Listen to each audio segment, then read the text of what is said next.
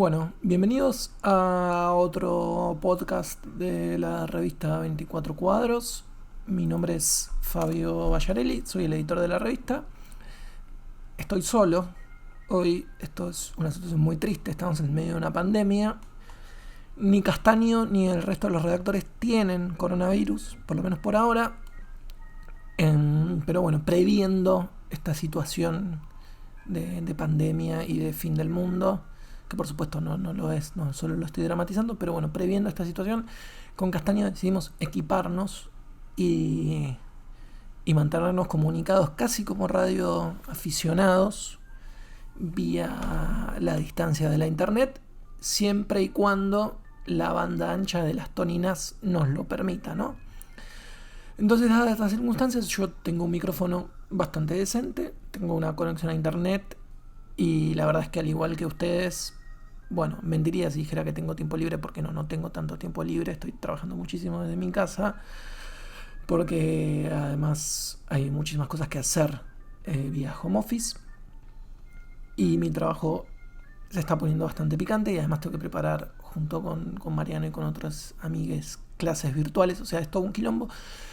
Pero bueno, nada, estar en las cuatro paredes de mi casa, calculo que como ustedes me consume un poquito, entonces la idea un poco de esto era hacer quizás una breve compañía y replicar algunas cosas que estamos haciendo en las redes sociales de la revista por acá, porque quizás hay alguien que tiene ganas de escuchar un podcast, escuchar gente hablando y bueno, darles en este caso algunas recomendaciones de películas o de cosas para hacer en la cuarentena. Lo estamos haciendo mediante las redes de la revista, pero bueno, quizás es un buen momento para hablar de esas películas que estamos recomendando por acá y que bueno, sean ediciones cortitas, que puedan escuchar en un ratito y que anoten algunas cositas para poder ir viendo. Seguramente haya más ediciones así cortitas con el correr de estos días, pero bueno, es una prueba y ustedes saben que esto, el podcast de la revista siempre fue un poco ecléctico, jamás tendrá un formato normal, así que ¿por qué no usarlo para esto? En otro orden de ideas, lo que les voy a comentar es, estamos preparando una pequeña sorpresa, que es otro podcast de la revista 24 Cuadros, respecto al cual no voy a adelantar mucho, pero ese podcast sí va a ser en un formato más estándar, es decir, en temporadas, con una temática y con algo bastante interesante. Sale dentro de poquito, ya grabamos el primer episodio, seguramente en estos días grabamos el segundo. Es sobre un tema que le apasiona muchísimo a mi amigo Mariano Castaño. Eso que acaban de escuchar fue, estoy tomando mate, solo por supuesto, pero bueno, mi termo hace un poquito de ruido. Así que nada, es un proyecto que creo que puede estar muy bueno, tiene potencial, creo que no hay podcast sobre eso, así que estén atentos a las redes sociales de la revista porque se viene algo bastante piola en ese sentido. Y por supuesto les recomiendo que entren a la página de la revista porque tenemos muchos artículos. Están los 33 números de la revista publicados, hay especiales de series, hay especiales de documental, hay especiales de directores, digo, un especial sobre Stephen King, hay un especial sobre Spielberg, hay un especial, o por lo menos no un especial, pero sí con muchísimo sobre películas de Joe Dante, hay especial sobre películas de la adolescencia, nuestras primeras películas, digo, hay un montón de material para encontrar ahí que nada, creo que puede ser lindo para cultivar un poco la cinefilia durante estos días de cuarentena. Pero bueno, lo que voy a intentar hacer ahora es contarles sobre algunas películas que estuvimos recomendando sobre Cinear y darles un poquito más de información sobre estas películas para que por ahí, si están medio buscando qué ver, las busquen. En ese orden de ideas, vamos a arrancar por Cinear. Cinear es la plataforma argentina que antes era Odeon. Ahí en Cinear pueden encontrar un montón de películas nacionales. De hecho, hay películas que por 30 pesos las pueden ver, las pueden alquilar. Pero bueno, más allá de eso, nosotros recomendamos varias películas que están ya liberadas en la plataforma y y gratis.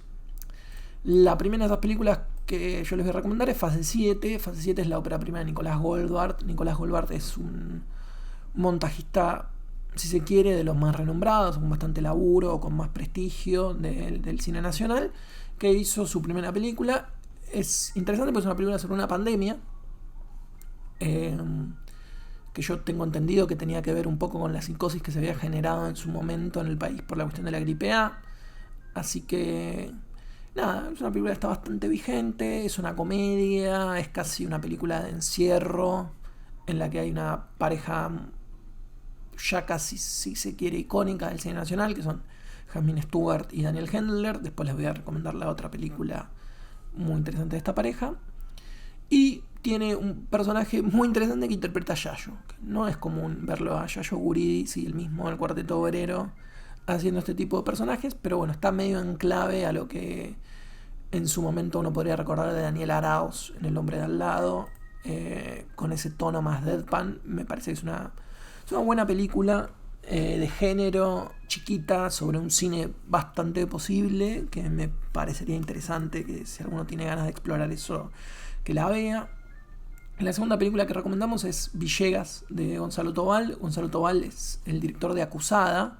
Villegas es su primera película, estoy casi seguro. Tiene una dupla de actores que también en su momento hicieron bastante películas juntos, que son Esteban Bigliardi y Esteban Lamote. Hay un corto, que yo lo voy a buscar ahora, de Santiago Esteves, en el que están también los dos, que creo que se llama 5 tardes sin Clara, una cosa así, pero es un corto buenísimo. Ahí lo estoy googleando porque quiero darles... Sí, es 5 tardes sin Clara, es el corto, en el que también están los dos, están Lamote y Bigliardi. Es un pequeño corto en el que... Nada, es un tipo que cuenta sobre, bueno, una posible separación o indagando sobre por qué se separó. Tengo que reconocer que una vuelta hice un corto y le robé un poquito de idea a ese corto, que es un corto muy lindo. Bueno, en esta película, en Villegas, Gonzalo Tobal y Esteban Bigliardi son dos primos, uno más que tiene una vida más estable, otro que es medio un quilombo. Pero bueno, la vida de los dos un poco se conmociona, como suelen decir los críticos, cuando el abuelo de ellos fallece y tienen que volver al pueblo. Es una típica película de regreso a pueblo, si se quiere, más como una suerte de drama generacional, en el que nada, un poco se pone en juego esto, digo, cómo es crecer, cómo tomar, que tu vida tome distintos carriles, y cómo, bueno, estos dos primos que eran muy amigos en su momento después terminan un poco distanciados, y por qué, y cómo se reencuentran. Una peli chiquita, introspectiva, muy linda. Yo la vi en el Bafisi en su momento cuando se estrenó, si no me equivoco, es una película de 2014, ahora lo chequeamos. Sí, no, es una película de 2012, miren. La vi en el Bafisi cuando se estrenó, y me acuerdo que me había gustado muchísimo, después la volví a ver. Tiene secuencias muy muy lindas. La tercera película es Bolivia, de Israel Adrián Caetano. Es una de las primeras películas de Caetano post Pisa Virrey Faso. Una película bastante experimental, en blanco y negro, chiquita. Digo, me parece que es... No quiero contar mucho sobre el argumento, porque el nombre lo dice bastante todo, pero bueno, tiene un poco... Es bastante sobre la argentinidad, y es bastante sobre cómo los argentinos nos relacionamos con otras comunidades, digamos, para llamarlo de alguna manera, en este caso con la comunidad boliviana. Actúa Enrique Liporache, que es para mí uno de los grandes actores del cine nacional, que está un poquito olvidado. Así que nada, yo creo que es de lo mejor que vi de Caetano. Me parece que es previo a que empezara el derrape que tuvo con Francia, hasta que, bueno, El otro hermano es una gran película, pero está medio en otra cosa Caetano, ¿no? Si uno vio las series, qué sé yo, Puerta 7, la de Carlitos Tevez y demás, terminó volviéndose más un artesano de lo técnico, una persona que resuelve, que un cineasta. Para mí no está mal, pero a mí me gustaba más el Caetano que tenía una mirada de autor mucho más fuerte y presente. Bueno, la cuarta película que recomendamos es también una película rara, no tan habitual. Yo creo que mucha gente no la vio, pero en su momento le fue muy bien en Mar del Plata, que es una película que se llama La utilidad de un revistero. Es una película de 2014, pero yo intuyo que se filmó antes, por la calidad de la imagen, por cómo está filmada y demás. Es una película que pasa en un solo plano. El nombre tiene que ver en parte por eso, pero es una película argentina interesante, me parece, por eso. Es una película que sucede en realidad no en un solo plano, sino en un solo encuadre. Si alguno recuerda, hay una película mexicana muy buena que se llama La Tarea, que se enseña bastante en las escuelas de cine, yo la recomiendo mucho, en la que básicamente son dos personas que están como conversando, aparentemente con un amorío, es un juego erótico, pero bueno, la película tiene eso de que transcurre desde un solo ángulo, por llamarlo de alguna manera. El director es Jaime Hermosillo, si mal no me equivoco, Humberto Hermosillo me parece que se lo conoce más. Sí, es Humberto Hermosillo.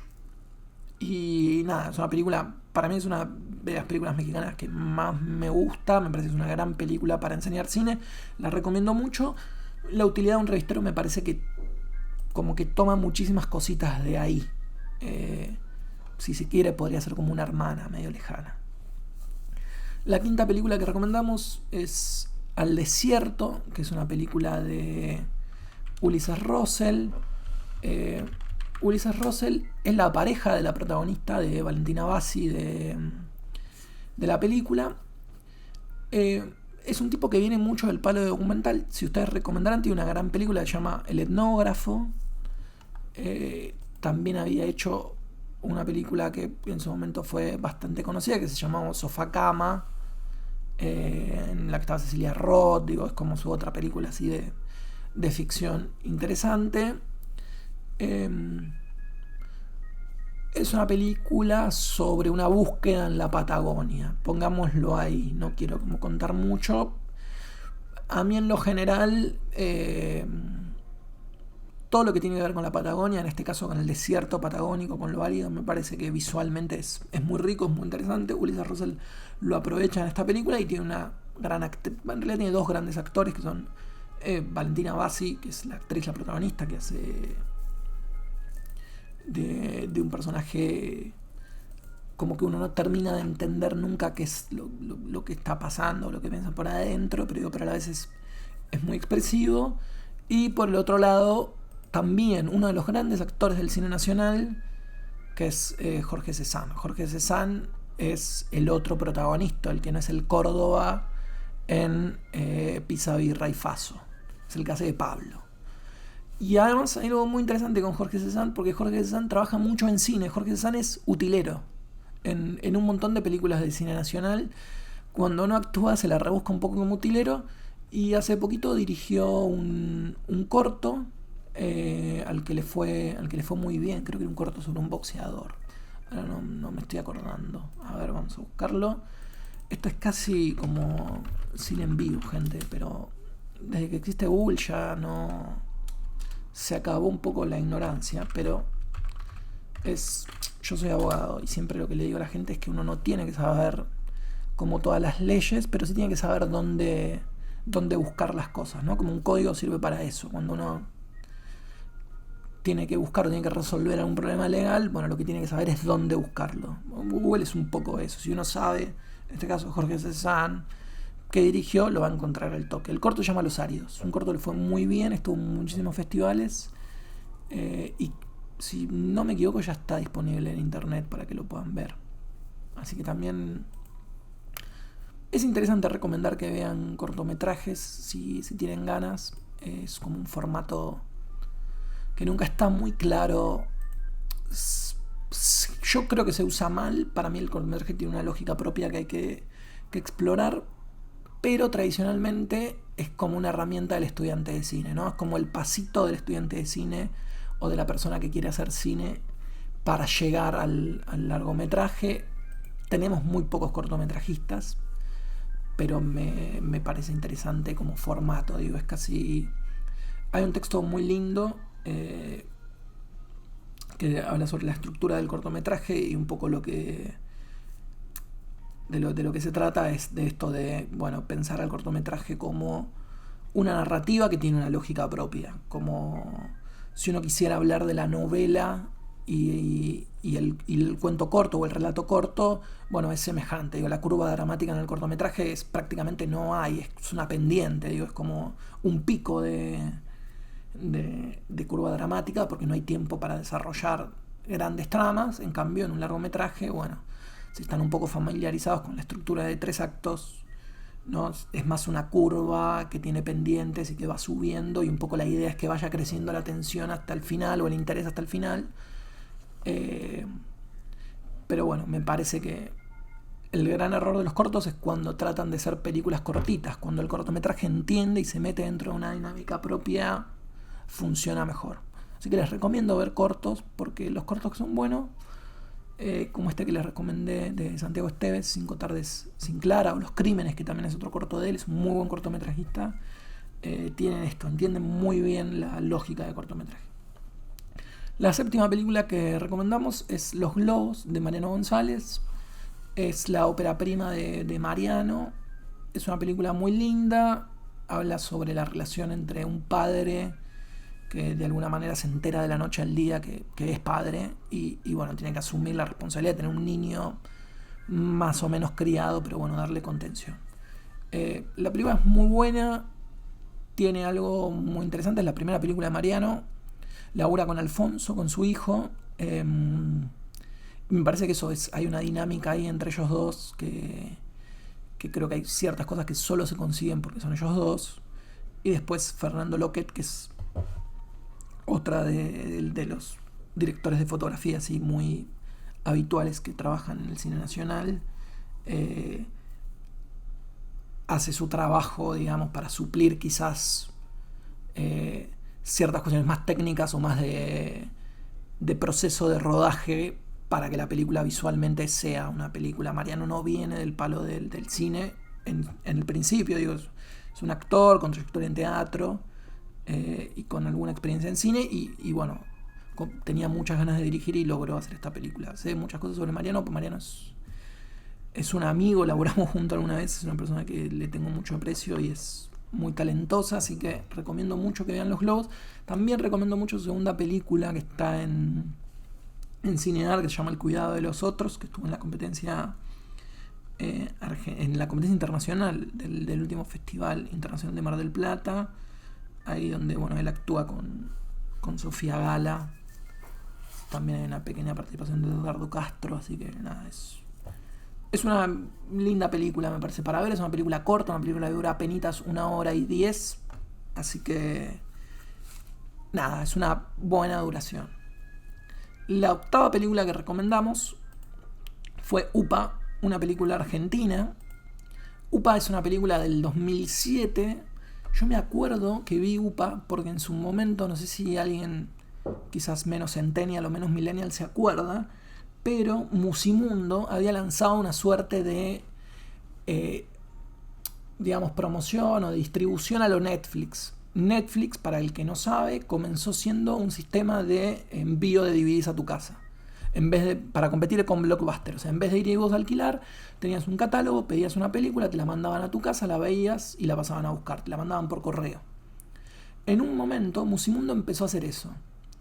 Yo me acuerdo que mi primera computadora, mi viejo me la había comprado con un crédito de Musimundo, entonces nos habían dado como una prueba gratis, tipo por 90 días, una cosa así. Entonces yo me pedí un montón de películas y en ese momento iba a Galería Jardín, me compraba las pilas de 100 DVDs y tenía el AnyDVD y otro programita más que te permitía como hackear o sortear el bloqueo que tenían los DVDs originales.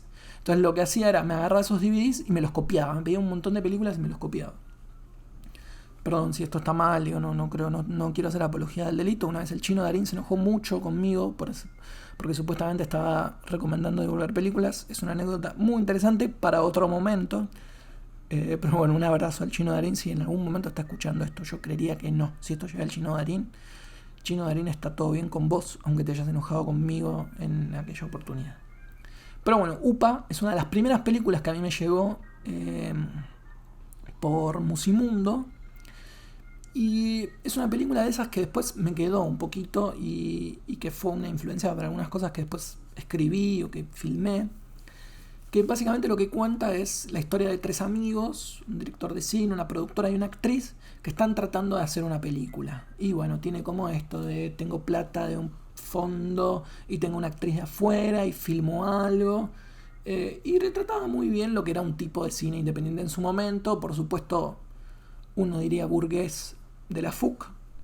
Pero lo interesante, y es lo que yo rescato de esta película, es que ya Santiago Giralt, ya Camila Toker y Tamae Garategay, que son los directores de la película, habían aprendido a reírse de eso y del estereotipo de la FUC, y me parece que si uno ve la carrera que hicieron los 3, es una carrera interesante, por lo menos en términos de la independencia, de las películas con más plata que hicieron después, que es un cine que no es un cine tan habitual de la FUC, ¿no? Digo, Tamae yendo más por un lado de género, Santiago más con películas de temática LGBTQ, con algunas un poco más grandes, si se quiere. Digo, tiene una película con Lola Bertet y Luciano Castro, que Toda la gente sola, creo que se llama.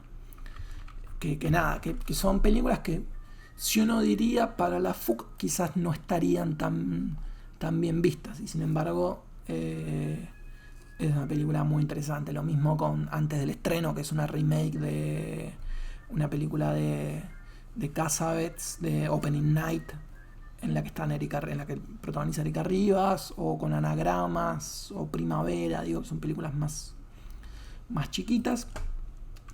Y bueno, lo mismo pasa con Camila Toker. Me parece que quizás más como actriz y en su faceta como directora, acompañando a Santiago Giralt y a Tamae, fueron como por otro lado, ¿no? Como no es la típica carrera de alguien de la FUC, me da a mí la sensación. Véanla, me parece que es interesante, sobre todo si les interesa la cinefilia de un determinado momento del cine nacional, de estado de cosas. Me parece que es una película que vale la pena. Y si les interesa el cine y hacer cine, me parece que también es interesante. Y si les gusta lo meta, también. Así que yo la recomiendo bastante. La 9ª película que recomendamos es una película de Santiago Calori, es un documental que se llama Un importante preestreno. Es un tanto rara, porque en realidad es una película sobre, si se quiere, una historia posible de la cinefilia argentina, como dice Santiago, pero me parece que lo que hace Calori es bastante ecléctico. Digo, es más una película de personajes, sobre gente muy importante en un determinado momento en el cual el cine nacional fue surgiendo. Todo lo que tiene que ver con la censura y la época de Tato me parece interesante. Digo, para quien no sepa, Miguel Paulino Tato fue el censor de la última dictadura militar. O sea, fue la persona que desde entre el 74 y el 76 pasó dentro del gobierno constitucional, y luego hasta fines de los 80 era el que calificaba las películas. Lo interesante de la película me parece que pasa por todos esos relatos de cómo cambiando ciertos nombres, o cómo haciendo pasar ciertas películas como ciertas cosas llegaron a la Argentina. Tiene una entrevista muy linda con Fabio Manes, que me parece que Calori la publicó después completa, luego del fallecimiento de Manes. Quienes no sepan, Fabio Manes y Peña son como los conductores originales de Filmoteca. Quizás si ustedes escuchan Filmoteca ahora, si ven Filmoteca ahora, van a ver que Peña está con Roger Cosa. Bueno, en un momento originalmente, digamos, la dupla eran Fabio Manes y Martín Peña. Fabio Manes después falleció y nada, me parece que lo interesante es lo que él cuenta, lo que, digamos, es un tipo muy interesante, digo, sobre todo por esta cuestión de género y también un tipo que sale de lo que se esperaba de alguien de la ENERC, ¿no? Con el tipo de cine que le gustaba hacer, con el tipo de cine que le gustaba ver. Es un personaje bastante interesante, Fabio Manes, y el documental de Calori lo pone en un lugar donde es lindo, digamos, escucharlo hablar, las cosas que dice y demás. Bueno, vamos a seguir un poquito adelante. Esperen que se me fue un cachito la lista. Vamos para la película número 10. La película número 10 es una de mis películas favoritas del cine nacional. Es La Antena. La Antena es una película de 2007 de Esteban Sapir. ¿Quién es Esteban Sapir? Bueno, Esteban Sapir es quizás el autor más autor de los últimos años del cine nacional, o si se quiere de los 90 hasta acá. Y esa es un director de fotografía muy renombrado de publicidad. Es uno de esos casos que ya no existen, pero casi románticos del cine nacional. Uno podría pensar en Carlos Sorín, por ejemplo, o en Aristarain, de tipos que se dedicaron mucho a la publicidad en la Argentina, porque la publicidad siempre fue lo que le dejó plata al cine. Digo, Pino Solanas se dedicaba mucho a la publicidad, para después poder hacer sus películas. Y Esteban Sapir, si yo no estoy errado, dirigió 2 películas hacia la fecha, 2 películas que entraron de lleno en la historia del cine nacional. La primera es Picado Fino.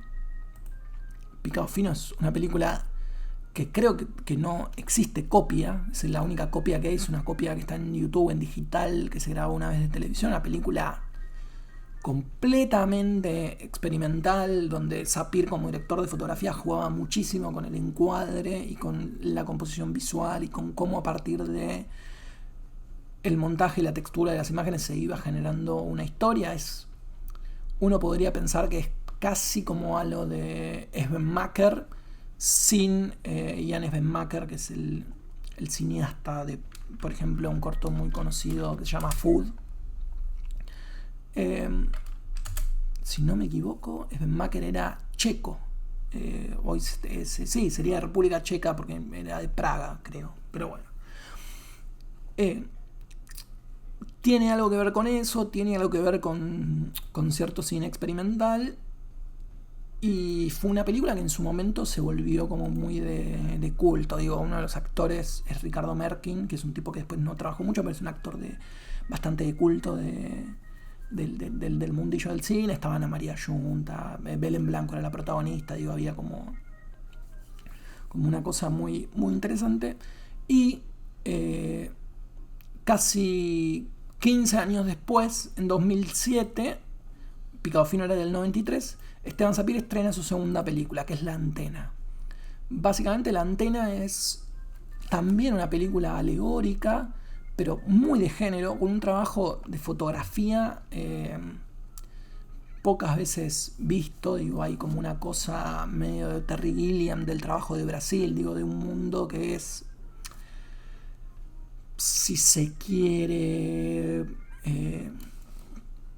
no podría decir cómo, a ver, no sé cómo ponerlo en palabras sin que sea, es cyberpunk, pero no es cyberpunk, es como una textura más, es como si fuera un cyberpunk pero mezclado con un expresionismo alemán, para llamarlo de alguna manera. Digo, tiene un trabajo, es una película en blanco y negro con muy fuerte contraste, un fuerte trabajo sobre los decorados, digo, muy similar a lo que era la textura del expresionismo alemán.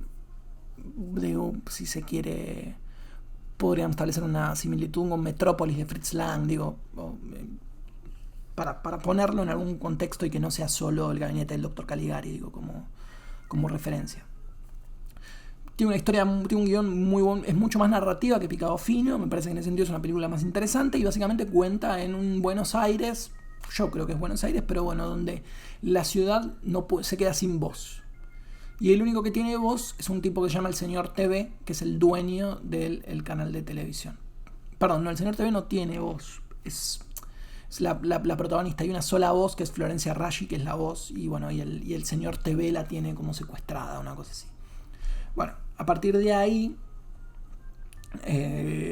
lo que pasa en La Antena es como un noir en este contexto en el cual estos personajes se van involucrando para de alguna manera liberar a la voz. Es una alegoría sobre la opresión, sí, uno podría ir en esa línea, pero bueno, no deja de ser sumamente narrativa. Digo, me parece que lo interesante de La Antena es que no es solo una película alegórica. Digo, hoy están muy de moda las películas alegóricas, pero lo que tienen generalmente las películas alegóricas es que se quedan solo en eso, en una alegoría. Bueno, La Antena va más allá. Bueno, siguiendo nuestro listado, la película número 11 es Diletante. Diletante es una película de Chris Nicholson. Hace muy poquito Chris Nicholson estrenó su segunda película, que es una coproducción brasilera, creo, ahora no estoy recordando el nombre, a ver, déjenme que lo googleé un poquito. Vergel es la película. Vergel se estrenó en el Bafisi. Bueno, es interesante la trayectoria de Chris Nicholson porque es una persona que no viene del cine, sino que viene de... es una performer, de una persona clown, de una historia muy, muy interesante. Laburó muchísimo en Europa, como una persona que venía muy formada en el arte, con mucha trayectoria, pero con poco vinculado al cine. De hecho, me acuerdo una vuelta yo estaba haciendo un curso de producción en el cual me comentaban que ella fue a dar el ingreso al ENERC y no entró porque le dijeron que no necesitaba estudiar cine. Y eso me lo dijo un tipo que fue el que le tomó el examen, uno de los docentes de producción. Como que ella en realidad iba a estudiar cine porque quería hacer esta película. Y le dijeron, pero pará, vos tenés un montón de formación y no necesitas estar 4 años, 3 años acá adentro para hacer esta película. Andá y hacela. Y no solo fue y la hizo, sino que además se la produjo Lita Stantic.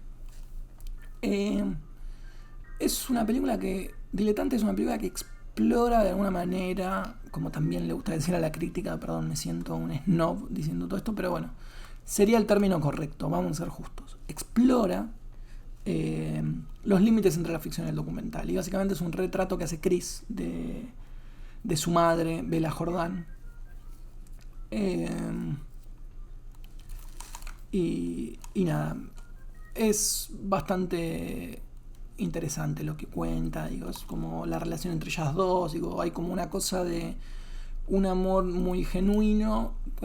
Yo la recomiendo.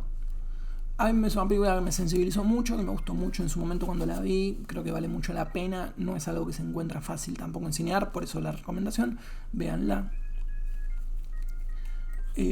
La película número 12 es Jettatore. Jettatore es una obra clásica de Gregorio de la Ferrere. Seguramente muchos la hayan leído en la escuela y demás. Bueno, esta es la primera, si se quiere, digamos, como la primera adaptación de Jettatore. Hubo otras. Quizás no es una adaptación lineal, pero La suerte está echada de Borenstein tiene un poquito que ver o digamos, toma un poco de Jettatore.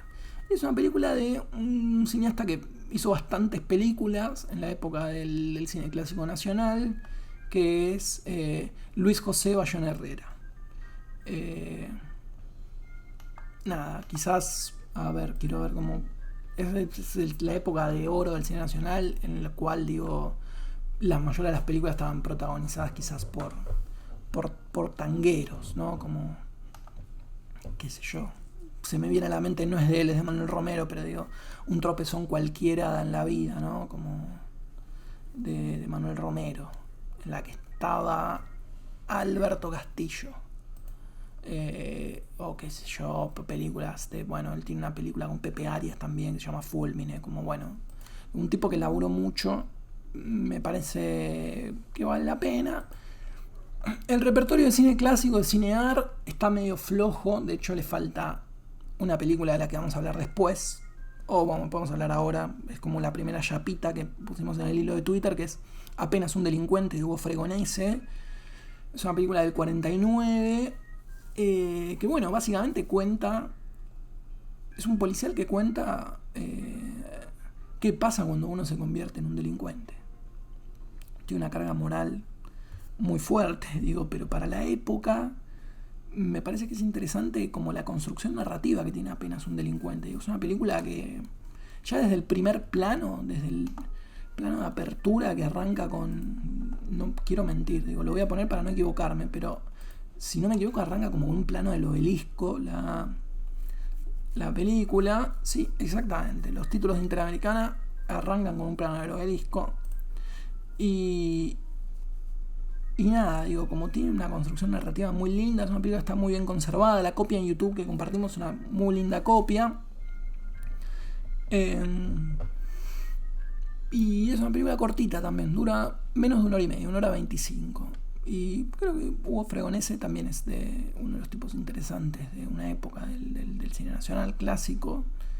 Y Apenas un delincuente sin duda es una gran película. La película número 13 que vamos a recomendar es una película que se llama Buenos Aires 100 kilómetros. Es una película de 2004 de Pablo José Mesa. Es una película de la FUC, o producida por la FUC. Voy a reconocer que recomendé esta película por el recuerdo que yo tengo de la película. Es una película que yo vi hace muchos años, diría hace 10, 11 años, en su momento en YouTube, que ni recuerdo cómo llegué a esto. Creo que llegué porque buscaba mucho cine nacional en ese momento para ver y encontré esta película en un DVD RIP y la vi allá por el 2009, 2010. Y lo que más me había interesado a mí de esta película tenía que ver con, bueno, la mirada que tenía sobre un grupo de chicos que están en un pueblo en el que parece que no hay mucho para hacer, hasta que de repente empiezan a pasar cosas y todo, y se vuelve interesante. Podría ser un coming of age, más no cine argentino. Es un poco, y tengo que reconocerlo, una de esas películas donde uno diría no pasa nada, ¿no? No la crítica, sino el espectador así más cabeza de termo dice como, bueno, la película del cine argentino no pasa nada. Bueno, es una de esas películas que se podrían calificar bajo ese adjetivo. Para mí eso no es malo en absoluto, me parece que lo que cuenta y la manera en la que lo cuenta, por lo menos el recuerdo que yo tengo de la película es muy interesante. Así que nada, yo les diría que entren ahí. Y la película número 14, porque estamos con... Quizás esto debería haberlo aclarado antes, pero son 14 películas porque se supone que nos tenemos que quedar 14 días en casa. O por lo menos de haber una cuarentena. La cuarentena son 14 días en los que se supone que si tenemos el virus tiene algún tipo de manifestación o de síntomas. Esto también está bastante discutido. Ustedes saben, pueden tener coronavirus y no tener síntomas. De hecho, según lo que se supone, el 80% de la población que lo tenga va a estar asintomática. Esos son como los números que anda a chequearlo, ¿no? Pero por lo menos las fuentes que yo consulté mencionan eso.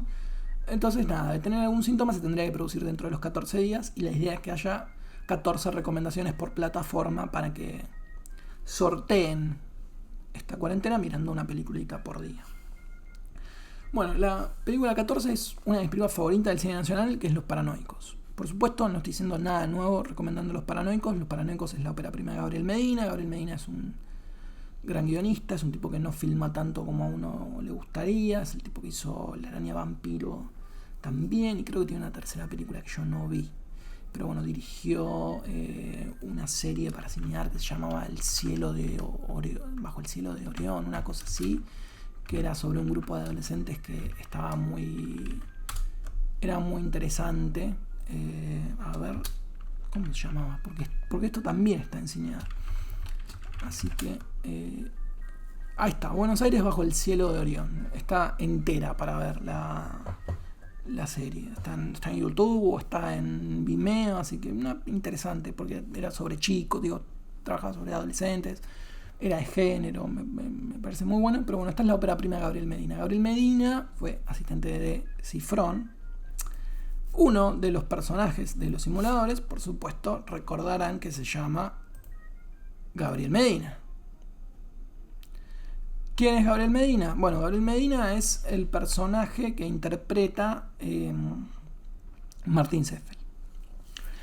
Y de alguna manera los Paranoicos trabaja sobre esa idea. Digo, toma esta idea de un amigo, un compañero cineasta exitoso que hace un programa, que le pone a ese programa los nombres de sus amigos y que le va muy bien. Y un poco nada, cuenta que le pasa a este tipo que se llama Gauna. Luciano Gauna era. Era más... Sí, Luciano Gauna. Y bueno, nada, ¿qué pasa con este tipo? Que es un perdedor que se encuentra con el personaje de Walter Jakov, que es Manuel, creo que se llama, y con su novia Sofía, que es interpretada por Jamie Stewart. Y bueno, el tipo de alguna manera es un perdedor, se disfraza en fiestas de cosas en fiesta de cumpleaños, de como un tipo al que no le va bien, y se encuentra con este tipo que es como su antagonista, que le va muy bien, pero sin embargo por alguna razón le tiene bronca o lo envidia y uno no sabe por qué. Y de alguna manera la película lo pone en un lugar de héroe a Gauna. Tiene dos secuencias maravillosas. Digo, la primera, la secuencia de Daniel Hendler bailando el féretro de todos tus muertos, es increíble. Es una de las mejores escenas de baile del cine nacional. Y quizá la segunda mejor escena de baile del cine nacional es en la que Jasmine Stewart y Daniel Hendler están en esta fiesta en la que suena el tema de Farmacia, que estoy buscando cómo se llamaba esta canción. Pues una canción nada, muy muy característica de la película. Digo, la película la volvió la volvió muy, muy famosa. A ver, ¿cómo se llama esta canción? Nada de nada, ahí va. Nada, y tiene una secuencia final maravillosa. Digo, es la película, yo diría, de culto de los últimos años del cine nacional por excelencia. Recomendada hasta el hartazgo. No tengo mucho más que decir sobre eso. Pero bueno, véanla. De hecho, vayan de cabeza a ver Los Paranoicos. Si no la vieron, hay muy pocas cosas tan buenas en el cine nacional como Los Paranoicos. Y la otra chapa, digamos, como el otro asterisco, el primero, recuerden, fue Apenas un delincuente de Hugo Fregonese, y la segunda es Tiempo de revancha. Tiempo de revancha es una película de Adolfo Aristarain.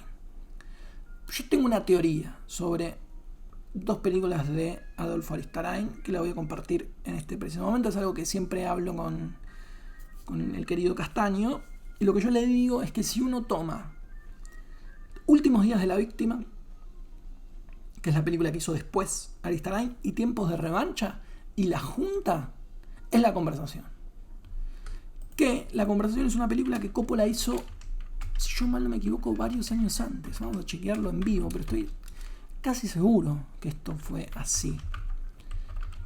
Y lo que me parecía muy interesante, eso sí, es una conversación, es una película del 74. Digo, la trama de La conversación, digo, lo que le pasa al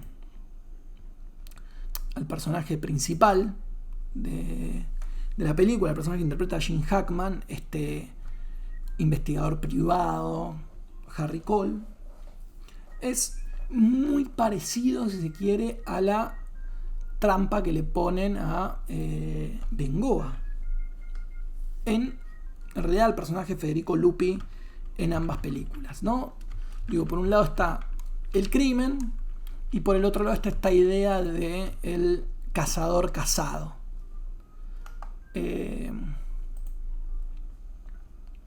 Yo les diría, si vieron La conversación y les encantó, vean Tiempo de revancha. Me parece que la interpretación de Lupi como Pedro Bengoa es una de las mejores interpretaciones del cine nacional. Ulises Dumont, que es el gran actor de reparto del cine nacional, también es increíble. Tiene una participación hermosa de Enrique Liporache también, y de Rodolfo Rani, Arturo Mali. Digo, tiene un elencazo de un cine que quizás recuerden porque fueron actores que en los 90 después cayeron quizás un poquito en desgracia, ¿no? Como mucho Dibu ahí. Mucho actor de los 80 terminó en Dibu, así que la gente de mi generación que nació en los 90 lo va a recordar. Y por supuesto está el guiño a esta empresa del mal que un poco siempre en sus películas mete Aristarain, que es Tulsaco, ¿no? La corporación Tulsaco. Para mí hay algo entre Mendizábal y Bengoa que asemejan a este personaje de Jim Hackman en la conversación, las tramas, los hechos, digo. Hay una secuencia muy clave en Tiempo de Revancha que remite al final de la conversación. Yo creo que Aristarain miró la conversación y le salieron ideas para hacer 2 películas. Pero bueno, es mi teoría. Si alguna vez puedo conversar con Aristarain, a quien solo pude darle un abrazo cuando lo vi en el Bafisi, no pude decirle más nada, me quedé sin palabras. Es una de las pocas personas a las que alguna vez le pedí darle un beso y un abrazo. Hoy, por supuesto, eso no se puede hacer. No lo hagan, no se besen con nadie, por favor. Tenemos que respetar las indicaciones del Ministerio de Salud. Pero en ese momento, allá por el 2013, todavía, cuando se hizo la retrospectiva en el Bafisi de Aristarain, todavía uno se podía tocar. Nada, no hay mucho más que hacer y que recomendar que vean películas de Adolfo Aristarain. Digo, es el cineasta argentino por excelencia. Yo les recomiendo, o siempre recomiendo, hasta La Discoteca del Amor, que a mí me parece una gran película, La Discoteca del Amor. Recuerdo una vuelta, la fui a ver y llevé a una pareja a verla, y se enojó mucho porque le hice ver La Discoteca del Amor, pero para mí era una película increíble. Bueno, hemos charlado un rato largo. Yo pensé que esto iba a ser más breve. Estamos casi rozando los 47 minutos. Así que yo diría que lo dejemos hoy acá. ¿Qué es lo que se viene próximamente? Lo que se viene próximamente es, seguramente le trate de persuadir a Castaño para que grabemos un podcast de los tradicionales de la revista 24 Cuadros, donde charlamos de qué vimos, qué sé yo, y donde hablemos un poco de esta situación de cuarentena o de alarma. También van a poder escuchar en muy breve este nuevo podcast especial temático que es de la 24 Cuadros, pero va a ir por otro carril y que va a tener como una estructura más clásica de podcast, porque bueno, es una obsesión de Castaño y yo lo voy a acompañar porque es mi amigo, lo quiero mucho, así que hay que hacerlo. Lean la revista, quédense en sus casas. Insisto, ahora hablando en serio, es muy importante hacer caso a las recomendaciones del Ministerio de Salud y del Estado Nacional. En mi caso, yo siento como muy alentadoras ciertas medidas que se están tomando, que si bien uno podría decir, bueno, no es tan grave, no es tan alarmante para salir de casa, pero bueno, justamente la idea de poder tomar estas medidas antes de que todo se vuelva más grave es lo que evita que todo se vuelva más grave, ¿no? Si no, pregúntenselo a los españoles y los italianos. Insisto, quédense en sus casas, escuchen podcast, miren películas, lean la revista, hagan videollamadas, traten de no salir, y esto eventualmente va a pasar, no hay que alarmarse. A la mayoría de ustedes no les va a pasar nada, sino que la idea de tomar precauciones para que cuidemos a las personas que se van a ver más afectadas por esto, que son los adultos mayores y aquellas personas que ya tienen algunos problemas o afecciones cardíacas o pulmonares o hepáticas previas. Si nosotros nos quedamos en casa, no solo tenemos la suerte de no enfermarnos, sino que además evitamos propagar el virus. Así que quédense en sus casas, insisto, perdón, no molesto más, pero es importante que se fijen en la idea. Quédense en sus casas, miren películas, lean cómics, lean libros, lean novelas, lean la revista, visiten el sitio web de la revista, vamos a estar ahí todo el tiempo posteando cositas. Y bueno, nada, nos vamos a charlar, a escuchar prontito. Adiós.